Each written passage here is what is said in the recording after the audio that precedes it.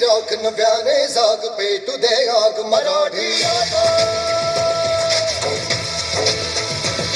सगळी ताकदी राख नव्याने जाग पेटू दे आग मराठी आता डोळ्यात फुले काल भगवे रक्तात जागू दे कास भवानी माता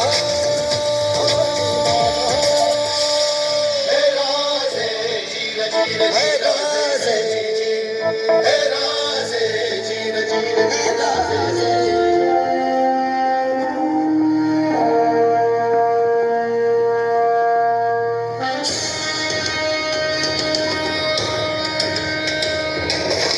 महाराजांची कीर्ती बेफाम भल्या भल्यांना फुटला घाम याला कोण घालील यस्सेने दरबारी पुस्ती भेगम इतक्यात अचानक एक सरदार उठला बोलला हम लाएंगे शिवाजी को आणि त्यानं विडा उचलला नवतेच अफजल खाने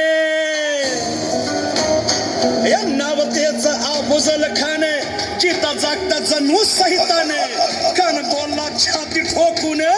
शिवबाला टाकतो चिरडून खान निघाला मोठ्या गुरमीत त्याच गोड दळ पायदळ फौज फाटाला बक्के अंगी 10 हातीच पळ पाहणारा काप्य छळछळ कोण रोखणार हे वादळ खानाला कसा थोपणार काय लढवावा हुन्नर चिंतेत पंत सरदार महाराज आपला जीव मोलाचा आहे खानाचं सैन्य अफाट आहे त्याच्या समोर आपला टिकाव लागणं अवघड आहे काही दिवसांसाठी आपण कुठेतरी अज्ञात स्थळी निघून जा काय म्हणालात रायबा मासाहेब आम्हाला आमच्या जीवाची पर्वा नाही राजांचा जीव वाचणं गरजेचं आहे रायबा शिवबा केवळ आमचा पुत्र नाही तर अवघ्या मराठी जनांचा स्वाभिमान आहे या मातेने आपला पुत्र गमावला तरी 72 परंतु भ्याडपणे पळून जाऊन या मराठी मुलखाचा स्वाभिमान गमावता कामा नये अशा वाघिणीचा त्यो छावा मासाहेब आपला पुत्र आणि मराठी मुलकाचा स्वाभिमान विजयी टिळा लावूनच परततील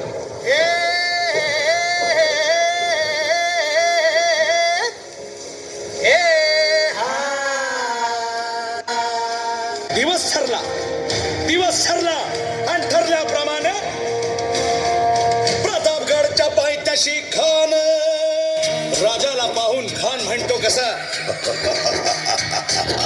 आओ आओ शिवाजी आओ हमारे गले लग जाओ आओ खान हाक मारी तो हसरी खान हाक मारी तो रोखून नजारा गहिरी जिरहा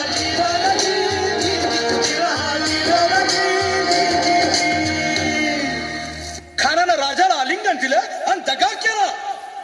खानाचा अभिमान मान्याला खानाचा अभिमान मान्याला कट्यारीचा वाद त्यानं केला कट्यारीचा वाद त्यानं केला खरं खरं वाद झाला खरं खरं वाद झाला चिलखत होतंय अंगाला चिलखत होतंय अंगाला खानाचा वार फुका गेला खान गडबडला इतक्यात महाराजानं पोटामंदी पिचवट केला पोटामंदी पिचवट केला वाघनखाचा मारा केला वाघनखाचा मारा केला तरा तरा फाटलं पोटाला तरा गेला खेळाचा कोसळ भाई रे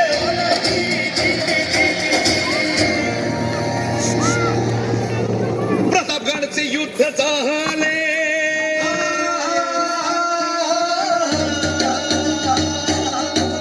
मराठशाहीचा मानला मराठशाहीचा मानला मराठशाहीचा मानला मराठशाहीचा मानला